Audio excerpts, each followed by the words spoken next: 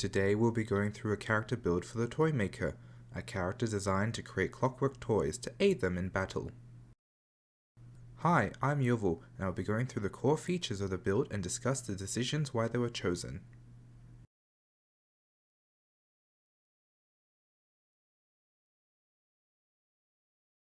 Today we are starting with a Fey-touch gnome of the Keenspark ethnicity, a group of gnomes who are not satisfied soaking in the experience of the world, but instead are driven to create their own.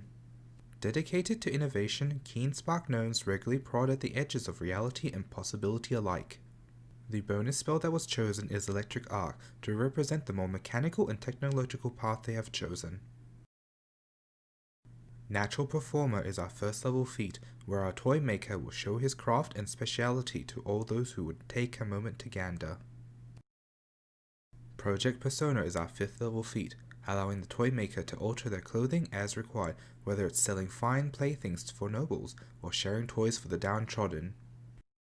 And at 9th level, Vivacious Conduit is for those instances where an invention or craft goes awry and blows up in the toy maker's face.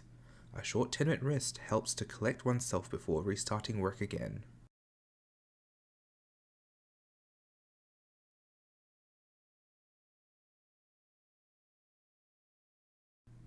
The background chosen is the Tinkerer, representing the toy maker's intense desire to work and make clockwork toys, string puppets, and anything else in between.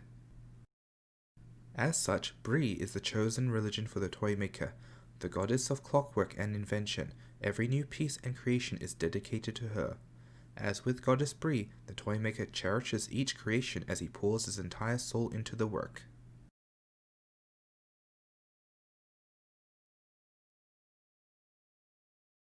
The class that was chosen is the Alchemist, as the toy maker's creations are now beginning to err on the side of mechanical homunculi. We have gone with the Bomber research field to represent his affinity with technology, as the bottled lightning will represent batteries or the source of power for the mechanical homunculi. As the toy maker improves in strength, their efficiency when preparing daily reagents will increase, stretching out limited daily resources. With perpetual infusions, we are primarily choosing the bottled lightning as our near infinite supply of bombs. And furthering along, the toy maker and eventually the homunculi will be able to throw moderate versions of the bottled lightning, increase their potential splash damage, and eventually have a near infinite supply of greater bottled lightning. We have chosen to go with the wizard archetype to get access to a feat that is not available to the alchemist. The additional spells and spellcasting feature are not part of the toy maker's identity and can be adjusted according to your own preference. With the basic Arcana feat, we will get access to the Enhanced and Familiar feat. This allows for abilities both in the Familiar and Master Familiar categories. Our Tiny Familiar will be available at first level and then upgraded to Enhanced Familiar at level 4. Familiars gain the Minion trait, thus allowing the toy maker to spend an action for the mechanical homunculi to use 2 actions to carry out a request. The abilities chosen include Manual Dexterity, allowing the familiar to be proficient in using their limbs to complete tasks. This allows Lab Assistant, where the familiar can lob an alchemical item in place of the toy maker. Circumstances where this would be helpful includes the toy maker focusing on unlocking a door and cannot fully participate in combat or attend to the wounded. In addition, with minion rules, their attacks are separate to the toy maker, but at a -2 penalty with no dexterity bonus, which is close to a secondary attack. The accompanist is to aid the toy maker when making an impression with his performance, further improving the initial reputation and potentially garnering more sales. And in dire circumstances, the toy maker can share senses with the mechanical homunculi to gather information or details covertly.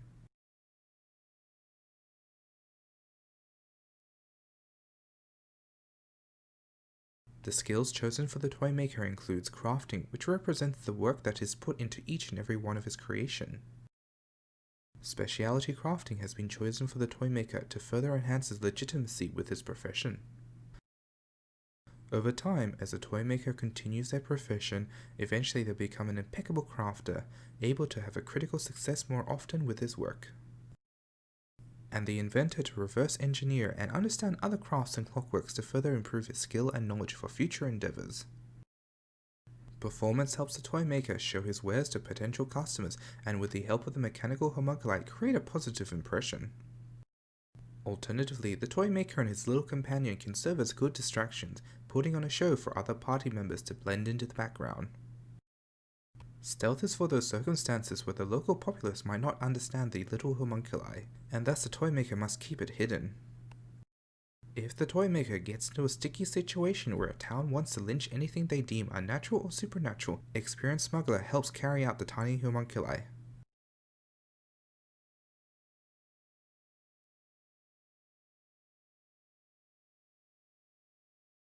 Moving on to items next, we have Bottled Lightning. As mentioned before, moderate and better bombs provide a bonus to attack rolls while gradually increasing the damage dice and splash damage.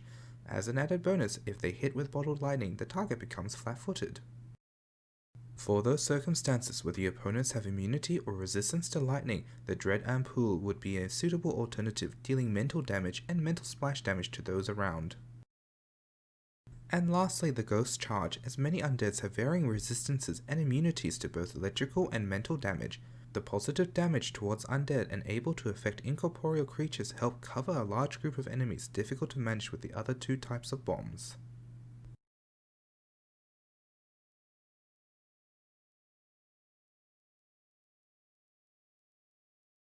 The feats I have chosen are to help the toy maker and the homunculi to deal with foes or business rivals in most situations.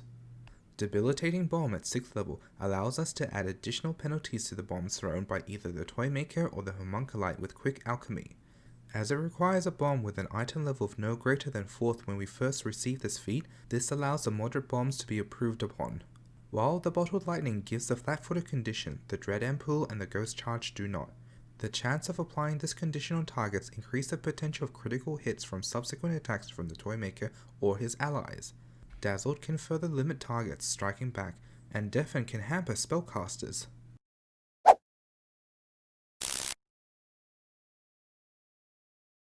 Bottled Lightning, Dread Ampoule, and Ghost Charge all apply splash damage but do not have a persistent effect such as the Acid Flask and Alchemist Fire.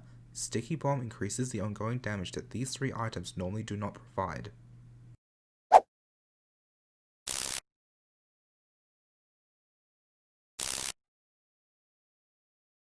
Greater Debilitating Bomb at level 10 adds options to our bombs via Quick Alchemy.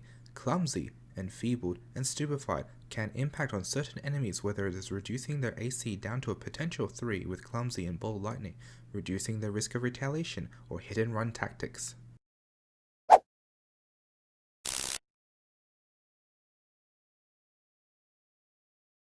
True Debilitating Bomb at level 14 further improves on the penalties given at level 10 with Enfeebled 2 and Stupefied 2. Additionally, Dread Ampoule and Ghost Charge have a better chance of applying Flat-Footed, Dazzled, or Deafen, as it now requires a critical success to prevent these conditions from applying.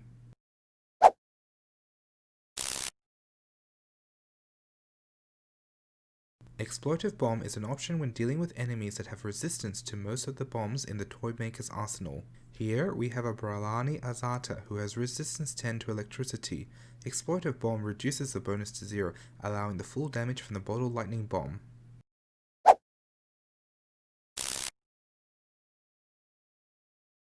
With Perfect Debilitation, when we're using the Debilitation Bomb feature, debuffs from the True Debilitating Bomb and Greater Debilitating Bomb also require critical success.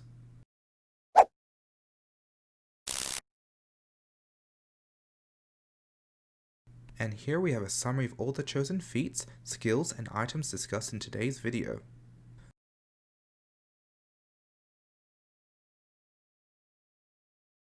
Thank you for watching. If you'd enjoyed today's video, leave a like and subscribe.